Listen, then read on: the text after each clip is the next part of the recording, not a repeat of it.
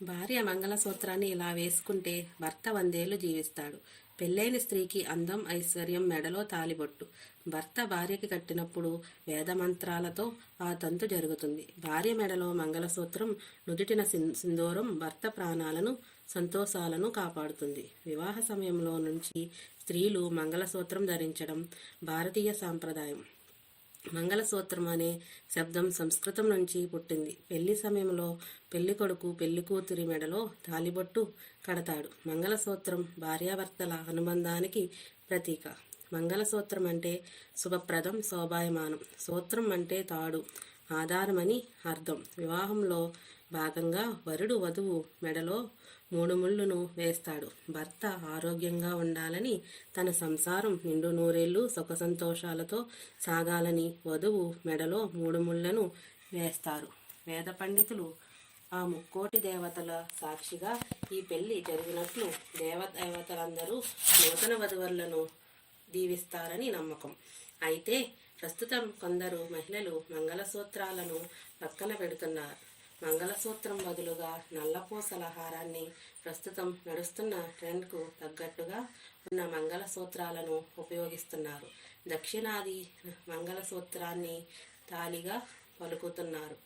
నలుపు, బంగారు వర్ణంలో ఉండే మంగళసూత్రంలో ఆ పార్వతీ పరమేశ్వరులు కొలువై ఉంటారు. అందుకే మంగళసూత్రాన్ని స్త్రీ హృదయం వరకు ఉండేలా చేస్తారు. హృదయ స్థానానికి మంగళసూత్రం తాకుతూ ఉండటం వలన ఆ స్త్రీ సుమంగలిగా ఉంటుంది. మంగళసూత్రం ధరించడం వలన స్త్రీకి ఎక్కడ లేని శక్తి, ఎక్కడైనా పోరాడగలను, నెగ్గగలను అనే ధైర్య సాహసాలు కలుగుతాయట. మంగళసూత్రాలలో పసుపు తాడును వాడుతారు.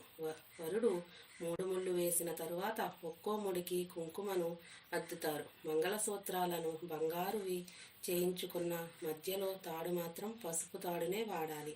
ఇతర ఏ లోహాలతో తయారు చేసినవి వాడకూడదు. పసుపు కుంకుమలో సర్వమంగళాదేవి ఉంటుందట. అయితే కొందరు మంగళసూత్రం పైన బొమ్మలు గీయించడం, రంగులు దిద్దించడం వంటివి చేస్తారట. కొంతమంది లక్ష్మీ బొమ్మ మంగళసూత్రంపై కనిపించే విధంగా తయారు చేసుకుంటారు. అసలు ఇలాంటివి చేయించవచ్చా లేదా అని ఇప్పుడు తెలుసుకుందాం. మనకు ఆదర్శ దంపతులు అంటే గుర్తుకు వచ్చేది సీతమ్మ అంటే రాముడికి ఎంతో ఇష్టం. చెప్పవలసిన అవసరం లేదు. అలాంటి సీతే తన మంగళసూత్రంపై రాముల వారి బొమ్మ కానీ, రంగులు కానీ వేయించుకోలేదట. సీత ఎలాగైతే మంగళసూత్రాన్ని చేసి వేయించుకున్నారో అలా చేస్తే ఖచ్చితంగా సిరి సంపదలు కలుగుతాయట. కొంతమందికి వెంకటేశ్వర స్వామి అంటే ఇష్టం, మరికొందరికి దుర్గాదేవి అంటే ఇష్టం, ఇంకొంతమందికి మిగిలిన దేవతలంటే ఇష్టం. ఎవరికి ఇష్టం వచ్చిన దేవుని మంగళసూత్రంపై తయారు చేసి వేయించుకుంటారు. అలా దేవుడి ప్రతిమలను అస్సలు మంగళసూత్రాలపై వేసుకోకూడదట.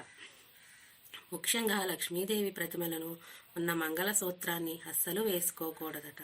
ఒకవేళ వేసుకుంటే సిరి సంపదలు పోయి కష్టాలు ప్రారంభమవ్వడం మొదలవుతాయట.